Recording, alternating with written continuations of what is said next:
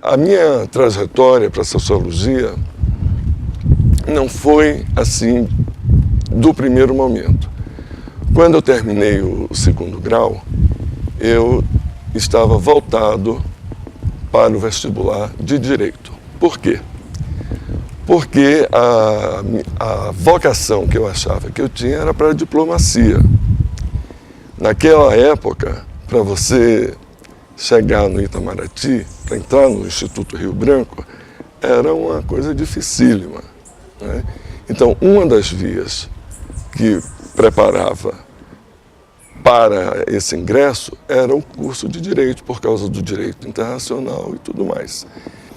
Uma das coisas também que me impulsionava para a diplomacia é que eu sempre, além de me sentir assim, de ter uma vocação para ser cidadão do mundo e de interagir, é que eu tinha também muitas habilidades, muita habilidade para as línguas, né? Eu já havia concluído o curso de inglês, estudava francês, espanhol, então eu ganhei essa bolsa para ir para os Estados Unidos. Eu estava no primeiro ano de faculdade.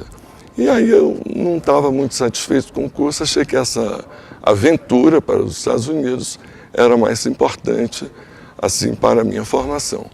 E assim foi. Quando eu estava nos Estados Unidos, ocorreu o golpe militar, em 64. Quando eu voltei, você veja que por conta do contexto político é que eu fui parar na sociologia. Então, quando eu voltei, eu tinha clareza, nossa geração toda era bastante, vamos dizer assim, politizada, né? Então eu tinha clareza que eu não queria ser diplomata de uma ditadura. E na época, nós tínhamos assim, clareza que a ditadura não ia durar pouco. Quem viveu de perto sentia que a coisa ia demorar. Foi aí que eu migrei para as ciências sociais. Então eu fiz um outro vestibular na Universidade Federal da Bahia e ingressei na Faculdade de Filosofia, onde o curso de Ciências Sociais, naquela época, quadriplicou o número de estudantes. Bem, eu fiz o curso de Ciências Sociais num período muito agitado e concluí na época do AI-5.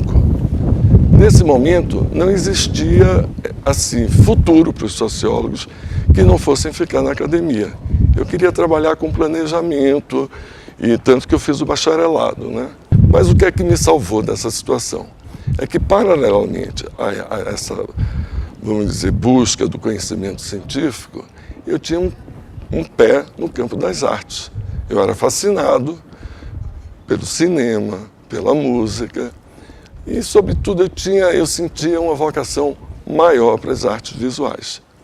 Então, quando eu terminei o curso, eu não estava pensando mais em ciências sociais. Eu queria ingressar nesse campo das artes. E fui para o Rio de Janeiro, São Paulo, nessa busca. Trabalhei com o Frederico Abreu, tinha um filme que começava com roteiro tudo direitinho e acabava no maior underground. E assim foi também com o filme de Wally Salomão, em que eu participei como assistente de direção, mas um momento muito difícil. As pessoas que ainda faziam cinema no Brasil estavam todas indo para o exterior, o Rogério Sganzella, que tinha acabado de fazer A Mulher de Todos.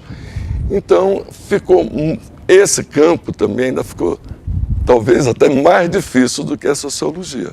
Quando as coisas se acirraram, eu tive problemas assim, com a ditadura, de ter sido confundido com terrorista. Você ser sociólogo naquela época, na carteira de identidade, tinha a profissão.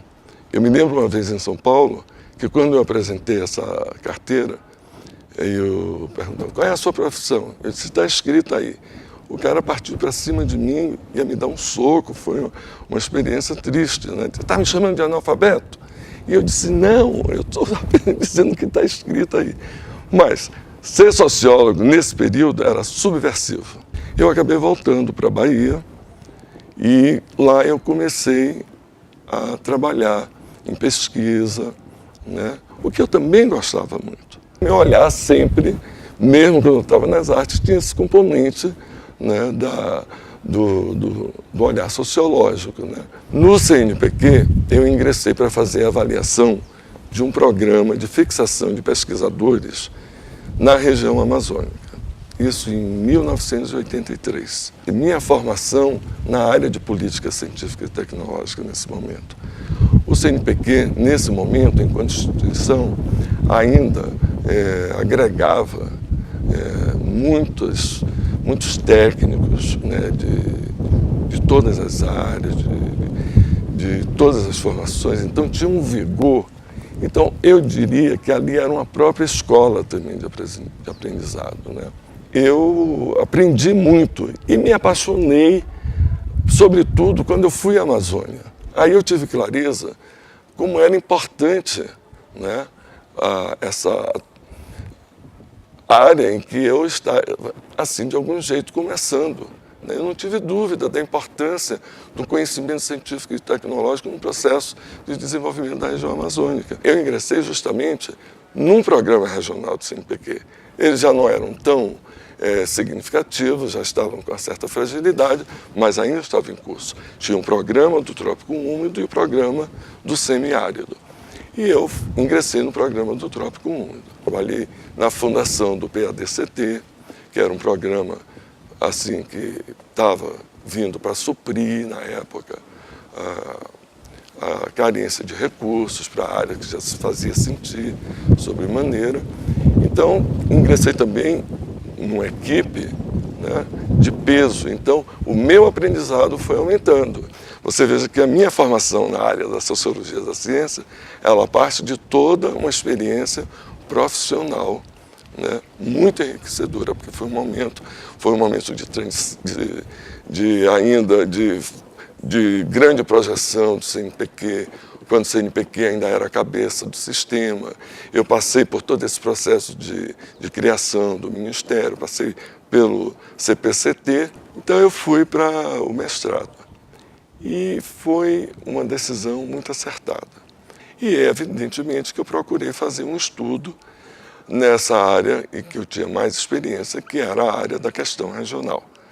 Então, desse mestrado, além de tantos outros horizontes que se abriram para mim, saiu o livro Confrontos e Contrastes Regionais da Ciência e Tecnologia. E aí, no doutorado, eu fui mais ambicioso e parti para ver a questão da concentração da produção do conhecimento no mundo, né? Eu já tinha feito isso no Brasil